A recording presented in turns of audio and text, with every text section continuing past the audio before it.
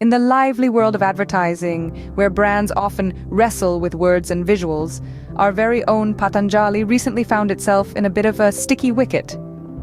Picture this: a cricket match where the umpire is the Supreme Court and Patanjali has just been given a friendly warning. The verdict?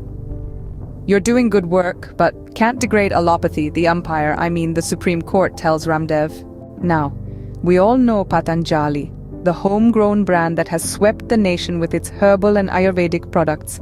It's like the friendly neighbor who insists on serving you home remedies for everything, from a simple cold to a complicated heartbreak. But recently it seems they have stirred the pot a bit too vigorously, causing a splash that reached the steps of the Supreme Court.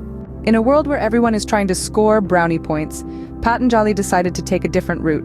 Instead of praising their own game, they decided to critique the other team's performance. In this case, the other team being allopathy. It's like saying our homemade cookies are great because store-bought ones taste like cardboard. Except in this case, the store-bought cookies are allopathy, and they didn't take too kindly to the comparison.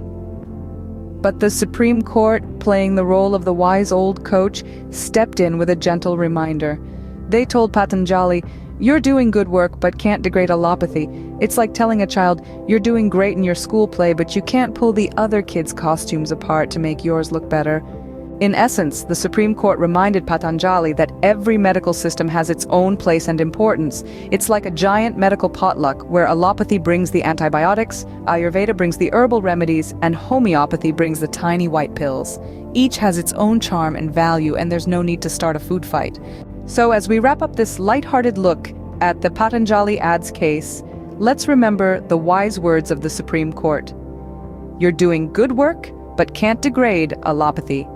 It's a beautiful reminder that we can all shine in our own way without dimming the light of others.